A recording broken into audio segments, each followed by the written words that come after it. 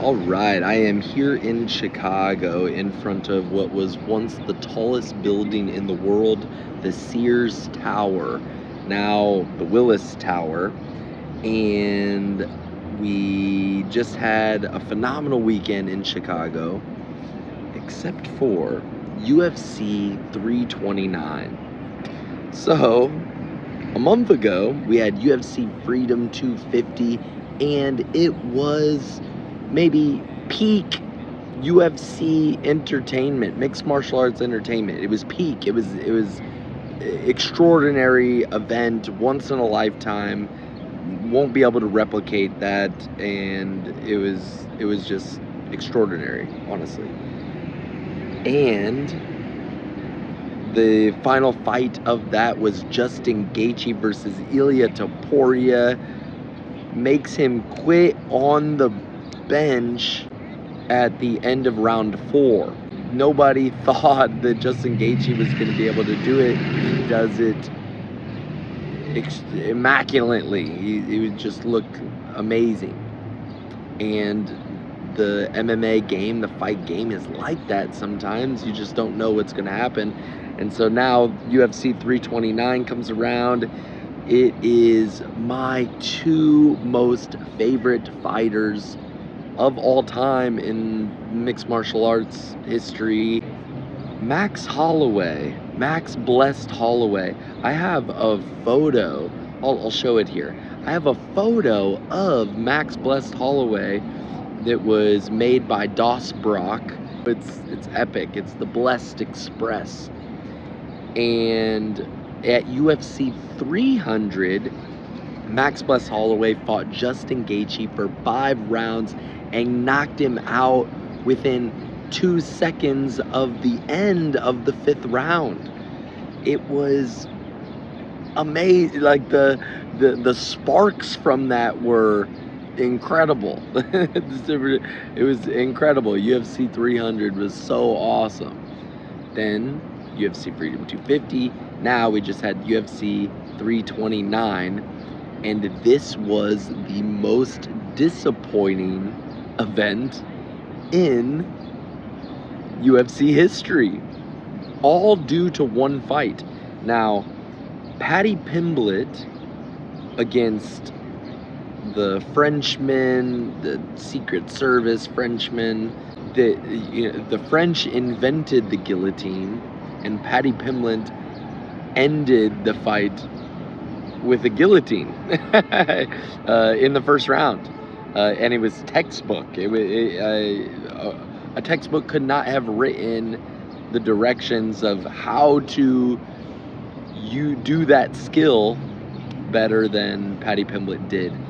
He looked amazing. It was great.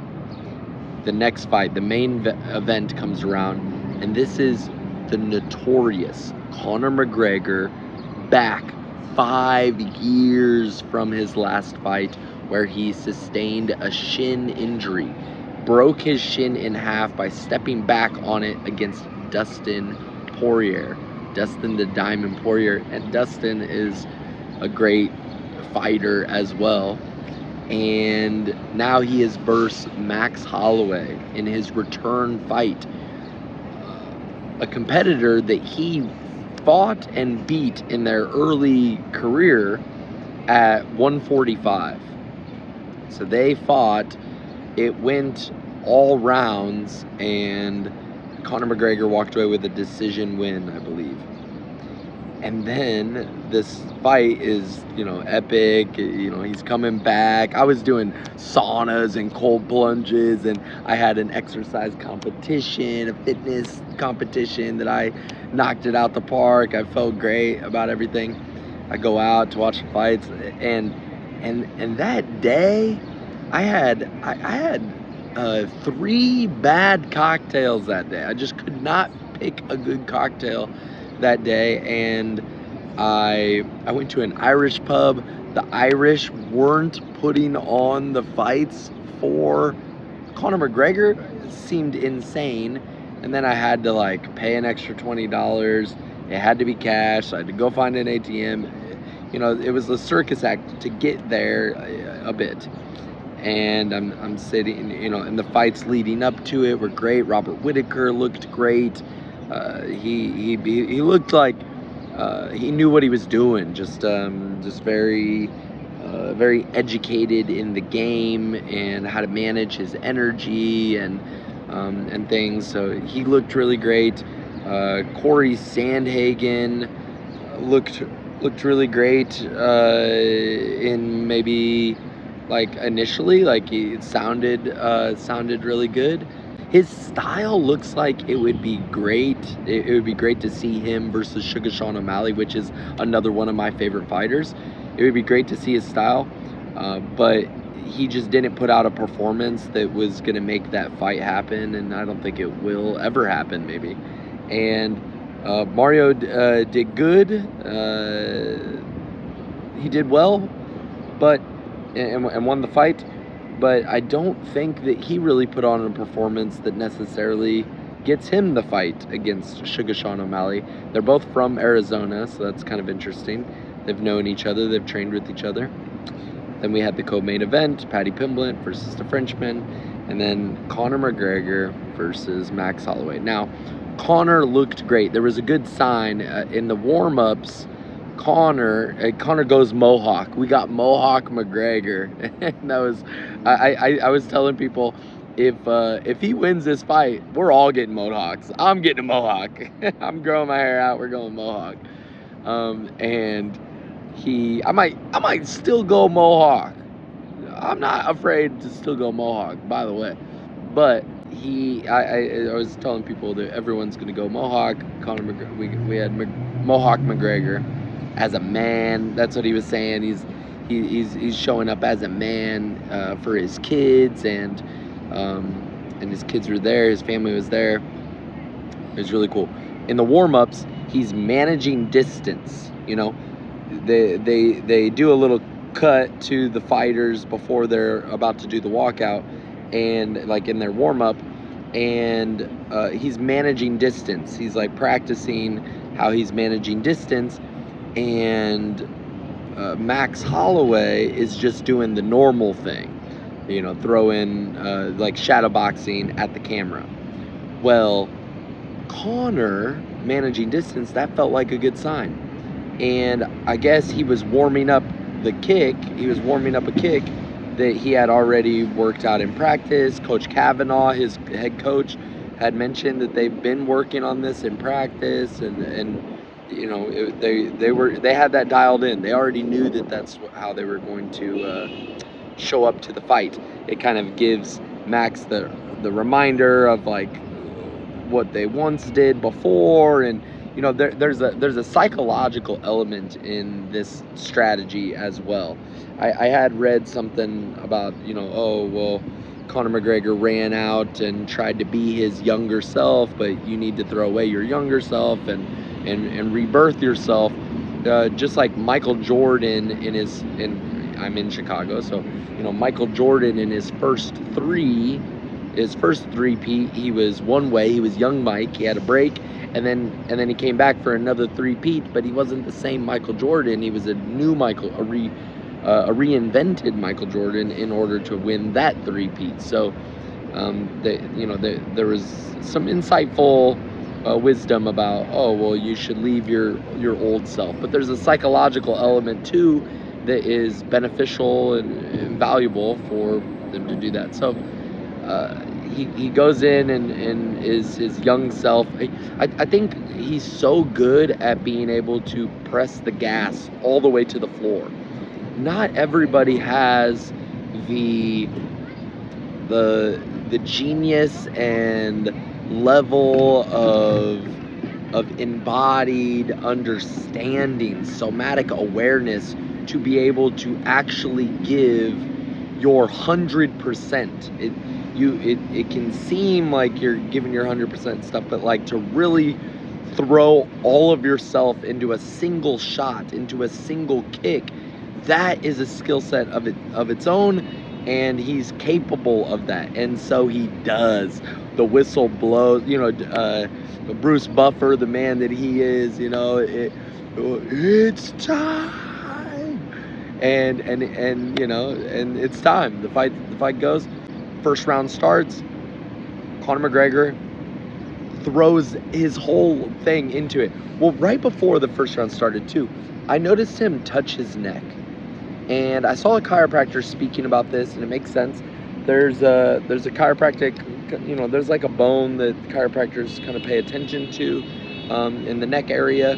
That's why, you know, all of your chiropractic appointments have a neck adjustment involved. And he had cupping. If it is really inflamed, if this area is really inflamed, then you'll have more broken blood vessels around that area. Inflammation is kind of like it's showing you where these places are most inflamed. And the idea behind the cupping, it's kind of a holistic medicine. The idea is that, you know, the healing, the actions of your body, the reactions, you know, the parts of your body that go to heal an injury will go to those spaces and heal things that are kind of in that area. That's the kind of idea. Maybe helps with like knots and stuff. It'll kind of loosen things up. So he had a really dark circle on his neck, and it's in a particular area that would be connected to the vagus nerve. The vagus nerve is the biggest nerve in your body. It runs through your whole body. And for somebody capable of really putting his foot on the gas, to put in that 100% effort in that very first kick, somebody that has that capacity to do that, you know, your vagus nerve is injured, giving that full force, it's like, oh, you know, it blows a gasket. You know, like the whole system kind of breaks down. You can imagine it like it's like a bone fracture, but at a nervous system level, connected to the ligaments and the tendons and all of those things. Well, he throws this switch kick, flying switch kick at full force, and immediately falls. Maybe that's just a slip fall, but seems to have hurt his knee immediately. And remember, that leg is connected to not bone anymore, but it's connected to a titanium rod that has replaced his shin. He throws that leg kick, hurts his knee, maybe split something.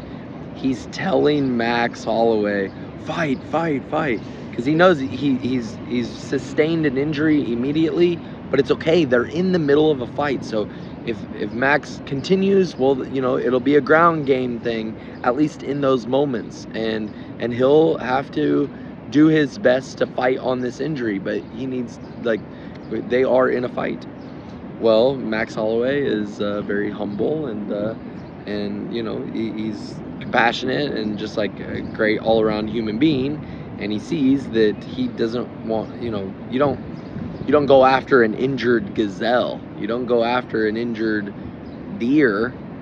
You want to fight the best of the best, and only the best of the best. And unfortunately, while Conor McGregor could have been super prepared and ready to have been his best, in that moment everything disrupted, and he was unable to perform at the match, the vision that he saw for himself. He was unable to, and that was the most disappointing UFC event in history because of that moment, that one moment. He blew out his knee. They gave Max Holloway a TKO at 1 minute. They didn't even really throw shots at each other. They didn't really fight.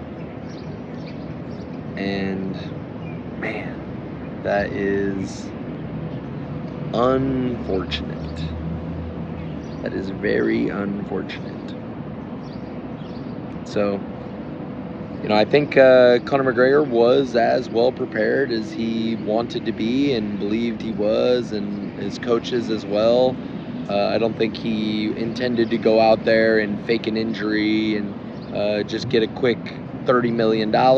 He had things prepared to continue to make money off of this and and make it a show. His whole comeback, his whole career comeback, make it a show. It's in front of his family. He wanted this. It wasn't fake. It wasn't staged. Because the UFC wouldn't have wanted this. Not at all. Paramount Plus would not want this. Not at all. So that is what happened. He went full blast, put his foot to the gas, and threw out that kick, hurt his knee, just tore something, meniscus tear maybe on his knee, and was unable to continue. And super disappointing in his face, but he had been speaking in a lot of spiritual terms that I really resonate with and enjoy. And he was saying things like, even leading up to the fight, he said that it's not the fight itself that he has to be like spiritually primed for, prepared for. It's the aftermath of the fight. What happens when if he were to win in that moment, that is mind-boggling. That is somehow a crazier win than Justin Gaethje at the White House in some way. Like it would be crazy. And if it happens that way, that's the narrative that if it goes this way, well then I have to fight the demons of wealth, fame, and fortune and all of that. But he's already had to fight those demons, and maybe he's on the other side of that, and that's great. Well, now he has to fight the demons of the biggest setback, bigger than the previous setbacks. God is testing him at the highest level. That's pretty awesome. What an honor it is to be tested at the highest level. What an honor it is for God to give you only what you are prepared for. God only gives you what you are ready for. And so God gave him kind of the hardest thing, the hardest thing in that moment. And you have to just face that. You just face that with courage, and we'll see. God willing, we get another Conor McGregor performance at some point, a real one, for the second fight on his contract, the end of his contract. And will he continue after that? Maybe, maybe not. And God willing, this he's able to come back and recover and all of those things. So we went from the most exciting, epic moment in UFC history to the most disappointing moment in UFC history in the span of a month. It's a wild game. Still enjoy it. Still had a great time. It's still the best sport on planet Earth. See you soon.